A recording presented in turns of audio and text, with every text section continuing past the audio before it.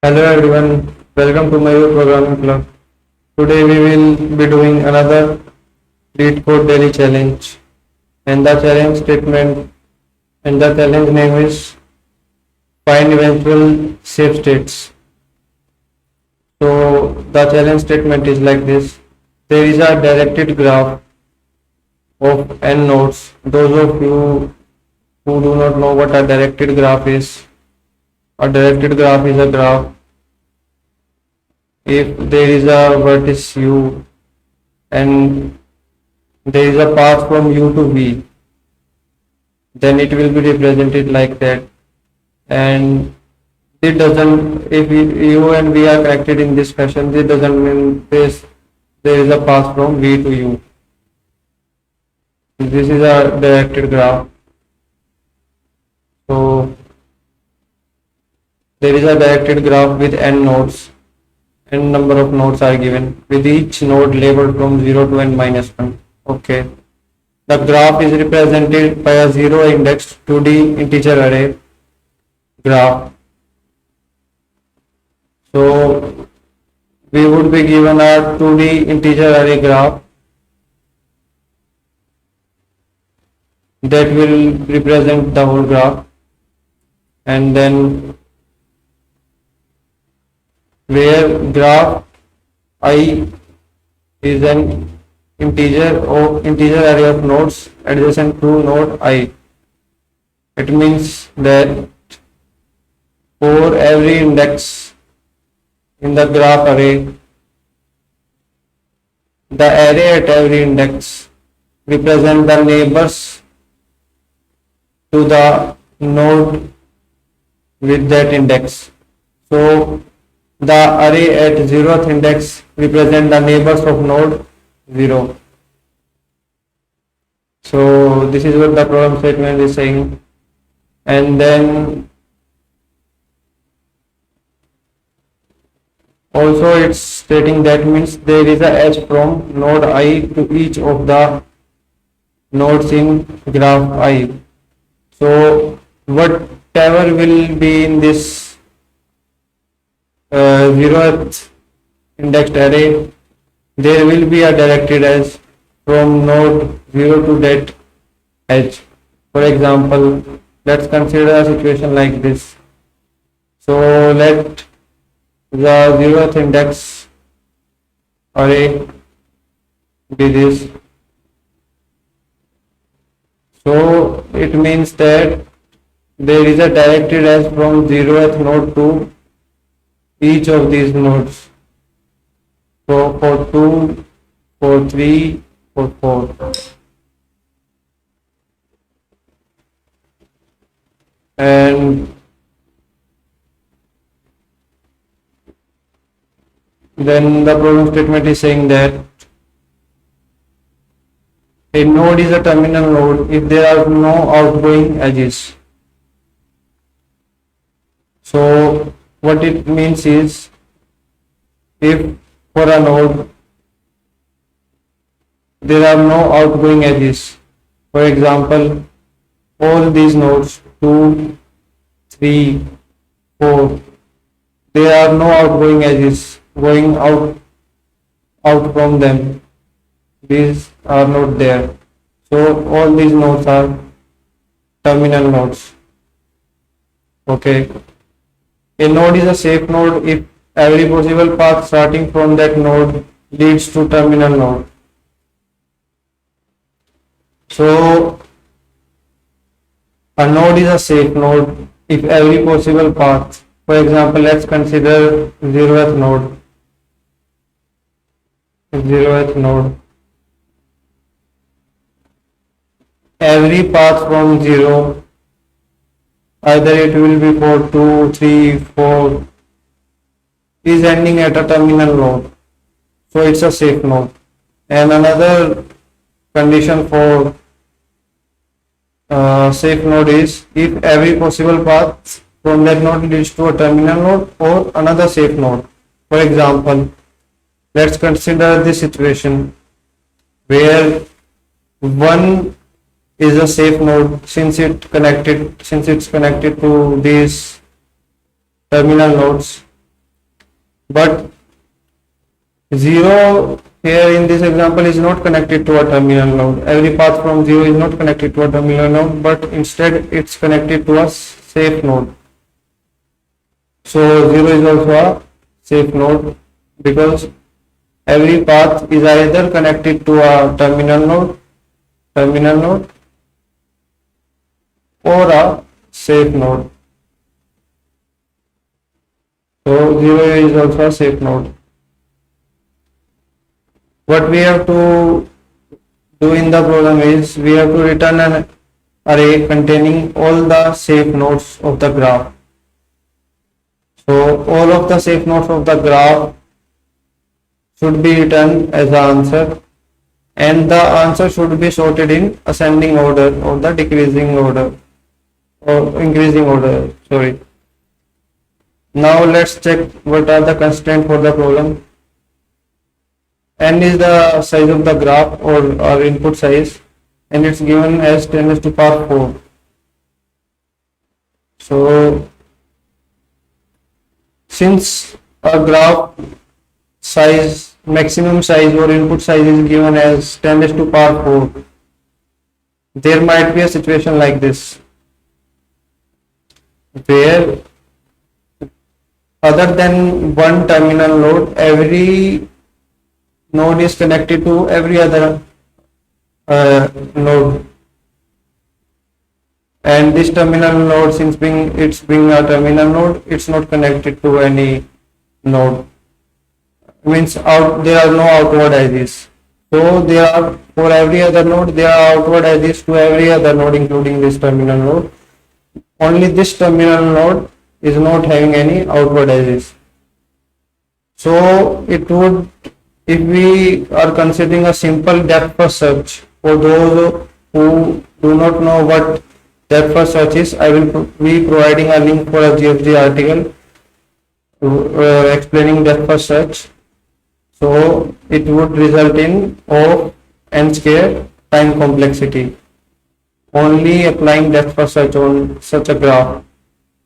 So what we will be doing is, and those who are not also familiar with how much the time complexity of a solution should vary according to the input size, for that also we will also be providing a link in the description. So if we somehow memorize the result for each of the node, then for example if we encountered one for the first time while we were exploring the neighbors of 0th node, then we will store the result somewhere or memorize it.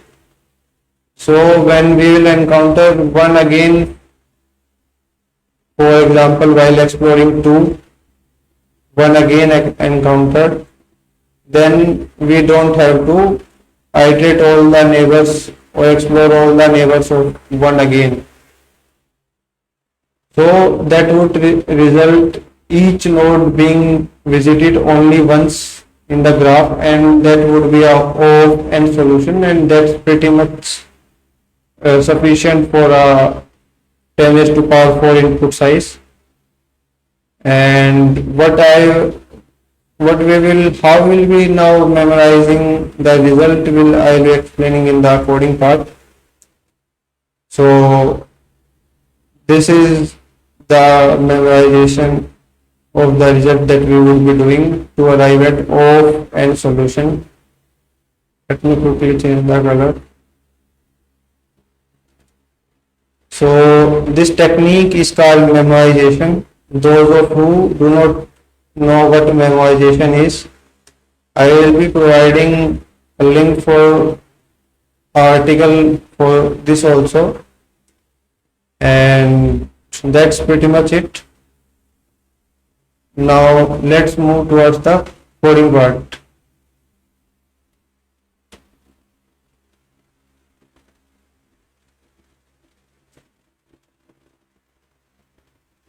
So Here what I am doing is I am taking the size of the graph or the input size, and then this is for the memorization part or memorization of the result of a node, that it would be either a safe node or not. This is to determine the node is safe or not.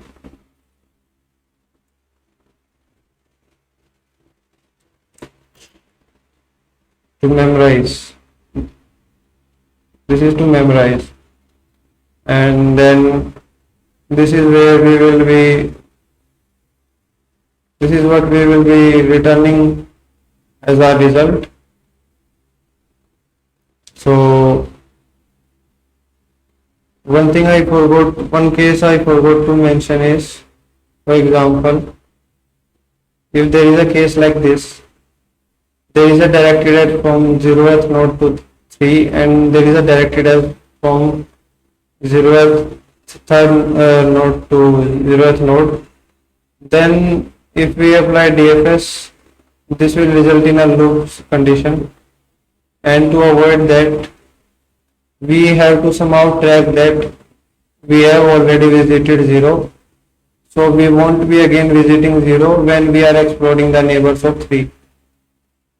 So for that purpose, we are using a visited set that will keep track of already visited nodes in the DFS, and then we would simply be, then also there is a case that if a node is a terminal node, for example, let 0 be a terminal node, then we are currently at 0th node,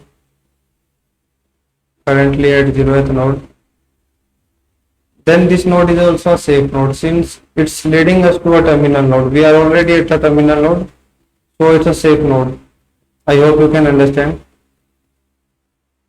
So first of all, we will all checking for all the terminal nodes. To check for our terminal node, what we will be doing is, consider this example. Here 5 and 6, there are no outward edges.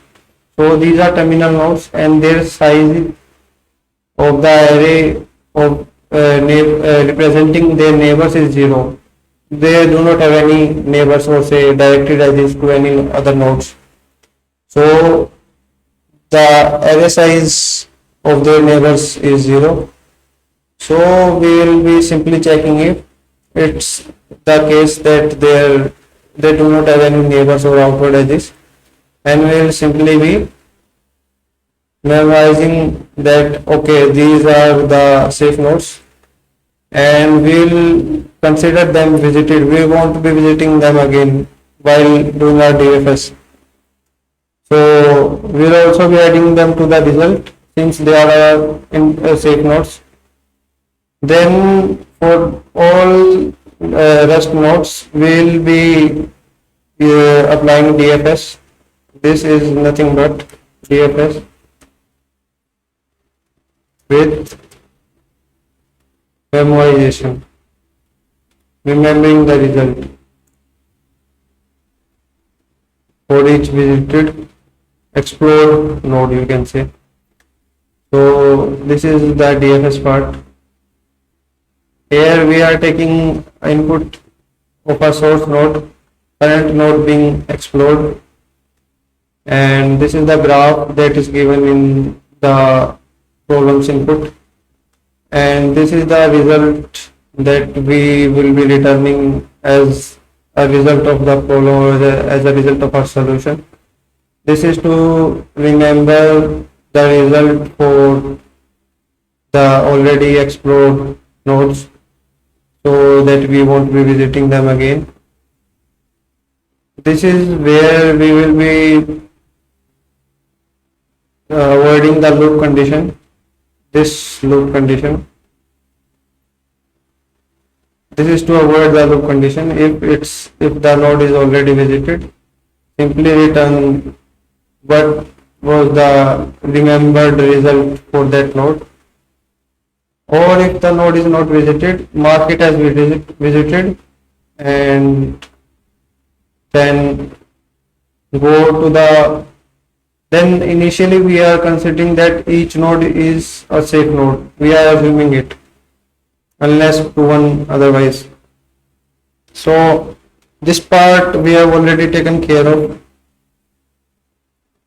here, marking doing work for the terminal nodes. So this part is not necessary. So then we will be simply visiting all the neighbors of the current node and checking if all the paths from the current node, all the paths from the current node leads to a either to a safe node or a terminal node. And if this is the case, this is and is used to check if all the paths are safe. So if this is the case, we will be adding that node to our result, and we will be memorizing that whether this node was a safe node or a unsafe node. Okay, and that's pretty much it. At last we will be sorting our result before returning it, and that's the solution of the problem. Thanks for watching. Subscribe to my channel for more such content, and the code would be available in both of the languages, C++ and Java. And thanks for watching. Thank you.